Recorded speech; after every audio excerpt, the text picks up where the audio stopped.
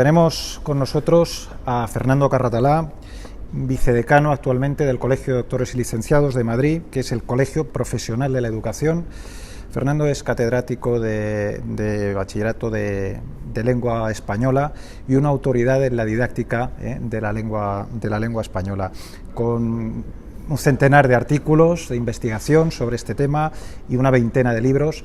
Entre ellos, pues tengo el último aquí, el Manual actualizado de vocabulario español, por la editorial Pigmalión, pues un libro que estoy seguro que es, yo creo, de grata consulta para tantos profesores, porque además Fernando digamos que se congratula y lleva muy a gala el haber sido profesor durante más de 40 años ininterrumpidamente, es un profesor vocacional.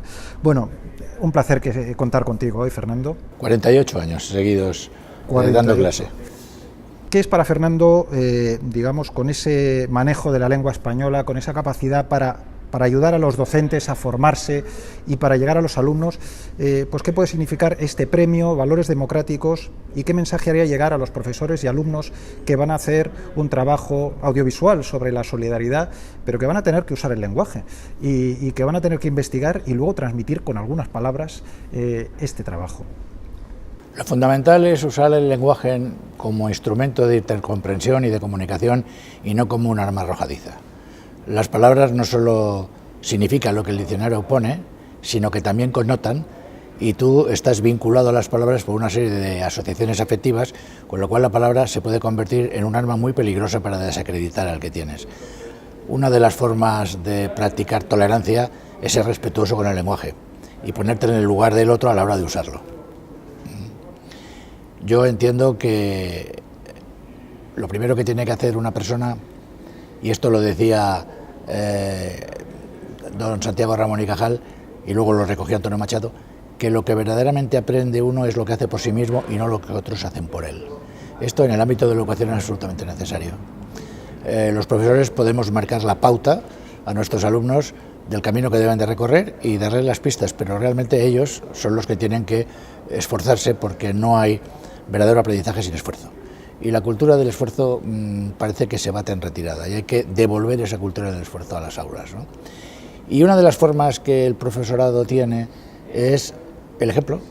Es decir, en el mismo momento en que un alumno ve que tú te interesas por él y que sobre todo tienes algo que enseñarle, porque vas con la verdad por delante, pero en el sentido también de Antonio Machado, cuando decía tu verdad guárdatela y vamos juntos en pos de la verdad. Pues cuando un alumno sabe que tiene delante un profesor que se preocupa por él y que le quiere enseñar, por lo general a ese alumno lo captas y lo conduces y lo ayudas y terminas estableciendo con él unos vínculos que van mucho más allá del rato que puede estar en el aula contigo, porque aunque ellos no lo sepan, tú vas dejando en su formación, en su corazón, algo que queda ahí, que es como un bienostrenco que él nunca sabrá de dónde ha salido, pero tú sí sabes que has aportado ese pedacito para su formación, ¿no?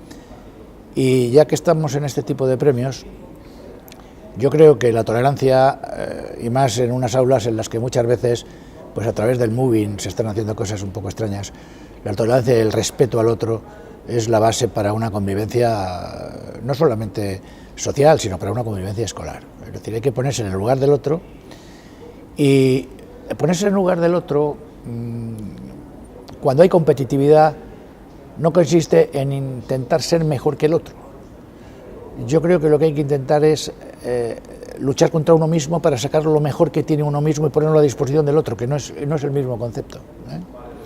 A mí todas estas cosas del cooperativismo, todo esto me parece muy bien, pero siempre repito que el cooperativismo consista en que este grupo de personas se sacrifican consigo mismas para sacar lo mejor que puedan dar y ponerlo a disposición del que tiene delante porque lo pueda necesitar. Yo creo que esa es una labor docente muy interesante. Yo lo he intentado practicar en el aula con el propio ejemplo de los años que he dado clase, y estoy muy satisfecho. Quiero decir que si volvieran a hacer, quisiera volver a ser docente, y ahora que estoy en la Universidad de Mayores, en el Colegio de Doctores, pues ya jubilado y haciendo otro tipo de trabajos, pues es tan apasionante dar clase a las personas que se han jubilado como a los alumnos de bachillerato.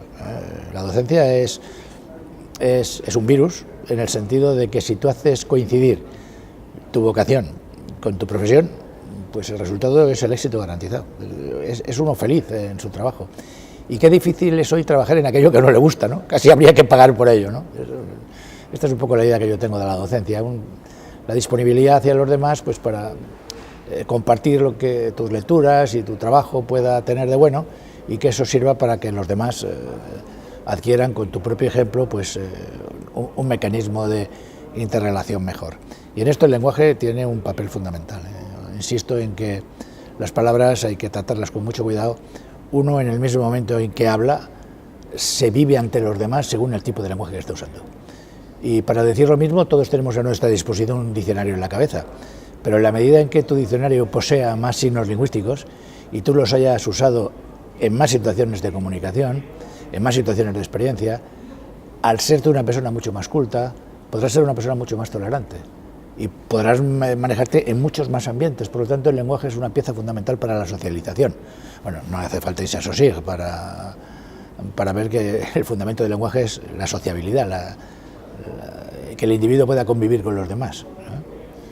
Pues Fernando, es toda una lección de pedagogía, esta reflexión que me parece muy acertada, muy profunda y muy jugosa, ¿no? La idea de que efectivamente esta solidaridad comienza también en el lenguaje, ¿no? Y que el lenguaje es una herramienta ya de solidaridad y no pensar en el otro, has dicho, ¿no?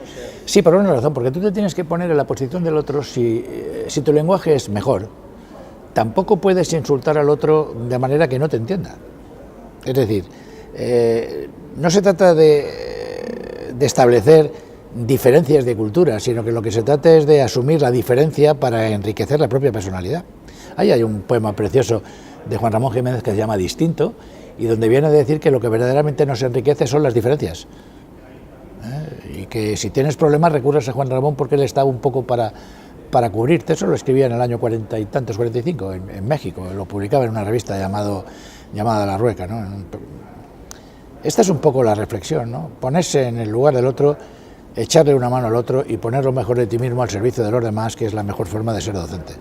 Pues buscaremos ese poema y se lo plantearemos a nuestros concursantes ahí en la página de Facebook. Sí, se llama Distinto. Distinto, un precioso título, recomendado por Fernando Carratalá. Muchísimas gracias, Fernando, por tu intervención. Bueno, faltaba más. Yo te agradezco mucho que me hayas llamado y no está de más que diga que te sigo en tus escritos y que, por cierto, están redactados en un magnífico lenguaje.